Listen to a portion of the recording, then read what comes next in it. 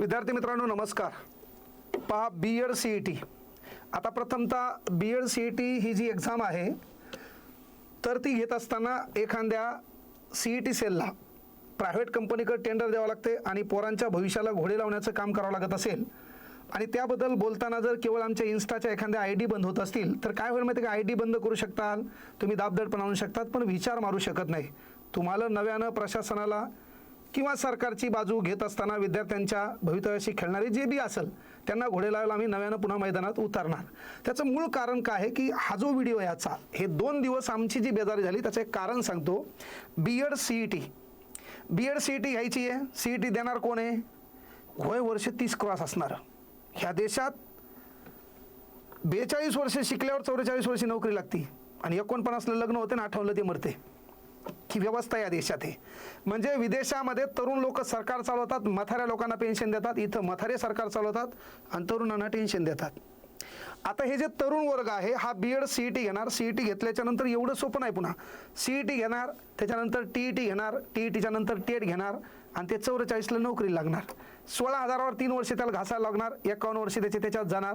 त्यानं घर काही बांधायचं, लेकराचे लग्न काही करायचे आणि त्यानं त्याचा एन्जॉय काही करायचा जसं तुम्ही करतात. आता मुख्य गोष्ट काय आहे की CET सेलनं ही परीक्षा परभणीमध्ये MGM नावाची शाळा आहे युनिव्हर्सिटीमध्ये. पहा, संविधानिकरित्या ह्या देशामध्ये कलम 315 नुसार MPSC आयोग आहे. मग MPSC आयोग कुठल्याही परीक्षेचा शुल्क जर 250-150 रुपये ठेवत असेल तर मग CET सेल तुम्ही झक मारू लागले का? तुम्ही प्रायव्हेट कंपनीला टेंडर देऊन पोराकून पेपरचे 1,500 रुपये घेतलेत. चला घेऊ द्या.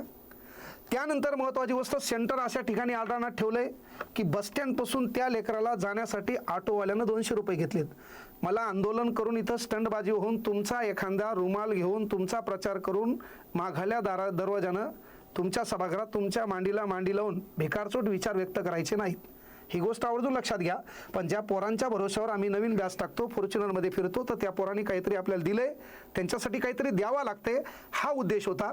म्हणून एक पोरगी पनवेलून येते, 4 वर्षात तिला लेकरू आहे, 1500 रुपये तिनं ट्रॅव्हल्सनं खर्च केलेत, 200 रुपये तिनं तिथं खर्च केलेत. पेपरच्या सेंटरवर जात असताना तुम्ही सांगता इथं परीक्षा नाही. चला, काल तुमचं मान्य, काल मान्य आहे. मग मेन गोष्ट लक्षात घ्या, ह्या दलिंदराला मी विचारलं होतं की उद्या पेपर घेण्याची तुमची क्षमता आहे का? आवर्जून मी CET सेलच्या अधिकाऱ्याला बोललेलं आहे. त्याला टाईट मारण्याचा प्रयत्न केला पण त्याला कळलं इकडे पप्पा बोलले, तेव्हा ते नरम झालं. मूळ गोष्ट ही आहे की बाबा मी याला विचारलं तू पेपर घेणार आहे का, तुझ्यात ती क्षमता आहे का? काल यानं हो म्हटलं. मला सांगा 291 पोरं एका शिफ्टला येणार आहेत, दुसऱ्या शिफ्टला 291 पोरं येणार आहेत. पहिल्या दिवशी पेपर कॅन्सल झाला. मी यांना सांगितलं होतं यांना मेल करा, यांना SMS करा, तुम्ही ते केलं नाही.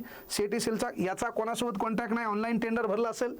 याला वाटलं MA CETची एक्झाम आहे, नंतर कळलं BEd CETची, याच्याकडे कुठलीही सुविधा नाही, याला हा पेपर घेता आला नाही. नो प्रॉब्लेम, काय हरकत नाही बाबा, चला टेक्निकल बाबे होते. यानं सांगितलं काय तर शॉर्ट सर्किट झालं, फॅन चालू आहे, लाईट चालू आहे, फक्त याच्या कम्प्युटरमधलंच वायर जळालं का? बरं, एकाचं जळलं. 291 लेकर आलेत. BEd देणार एखादी लेख आहे की बाबा आपली लेख परभणीला पेपरला चालली, माणूस कुठाला आहे, माजलगाव बीडचं सेंटर इथं दिलंय, तुम्ही वयस्कर मायबापासोबत आलेत, त्या लेकराला इथून वापस जावं लागलं. चला, काय हरकत नाही. तुम्ही 1,500 रुपये घेतल्यावर प्रोटोकॉल हा असतो की ज्या ऑनलाईन परीक्षा घ्यायची त्या टेंडरवाल्याचं काम असते 12 दिवसा अगोदर मॉक टेस्ट घेऊन पाहायची. कम्प्युटर बरोबर चालतंय का, प्रश्न बरोबर दाखवतंय का, त्याचा माऊस त्या स्क्रीनवर दिसतो का दुसऱ्याच्या स्क्रीनवर जातो, हे त्याचं काम असतंय. हे यानं केलं का? बरं, यानं न करू द्या, पण CET सेलवाले तुम्ही काय झक मारू लागले, तुमचं काम होतं याला विचार न करा आणि हे टेंडर तुम्ही 50 लाखाला ऐकलं असेल.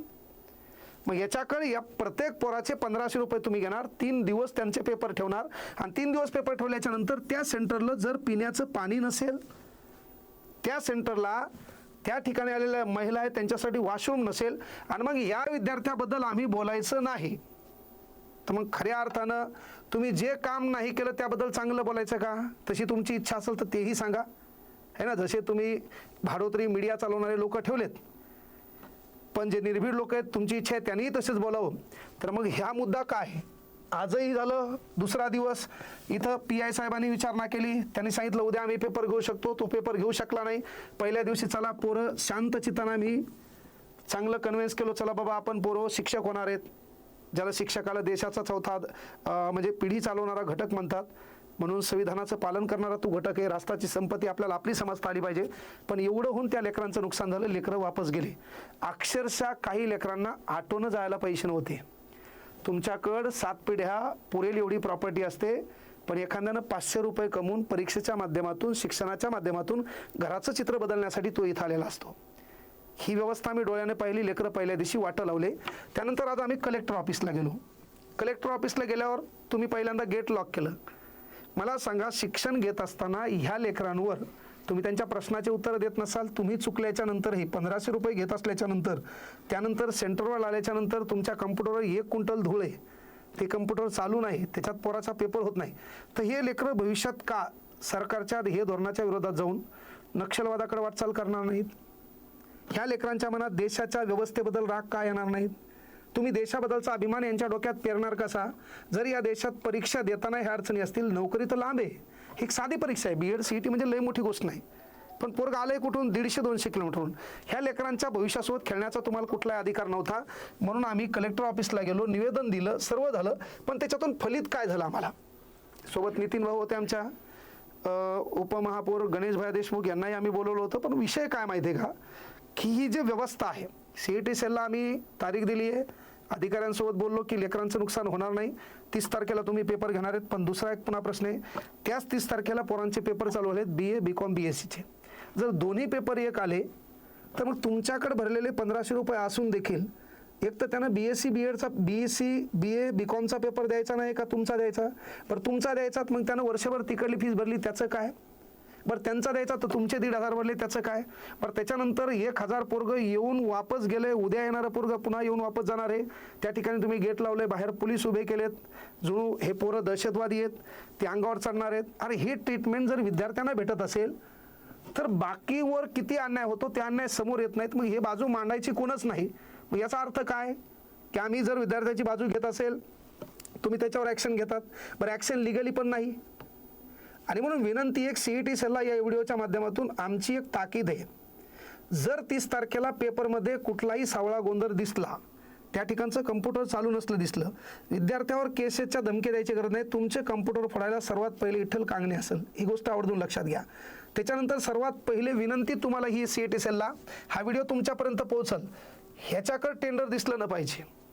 त्याच्यानंतर MGMला त्या पोरांचा पेपर नसला पाहिजे. दुसरी गोष्ट सर्वात महत्त्वाची, पुन्हा याची जी कंपनी आहे, ज्या कंपनीकडे तुम्ही 3 दिवसासाठी या पेपरचं टेंडर दिलं होतं, ती कंपनी ब्लॅकलिस्टमध्ये दिसली पाहिजे. आणि जरी समजा पेपर पुन्हा यांच्याकडे दिला किंवा दुसरीकडे दिला, तरीही 30 तारखेच्या कालावधीत पोरांचं नुकसान झालं तर ते कम्प्युटर आम्ही फोडणार. हा शब्द व्हिडिओच्या माध्यमातून इथून द्यायलो.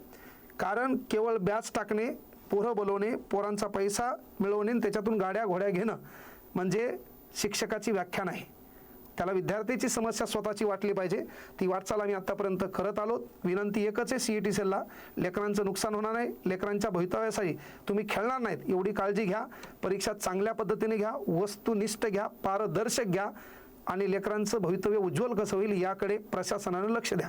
जर अनुचित काही प्रकार घडला, त्या ठिकाणी जी परीक्षा सेंटर आहेत त्याचं काही नासधूस झाली, त्याला सर्वस्वी जबाबदार CET सेल, परीक्षा घेणारं टेंडर आणि प्रशासन केलेलं दुर्लक्ष, ह्या तिन्ही गोष्टी जबाबदार असतील. हे व्हिडिओच्या माध्यमातून सांगतो. BEdच्या पोरांना विनंती आहे, चांगल्या पद्धतीने अभ्यास करा.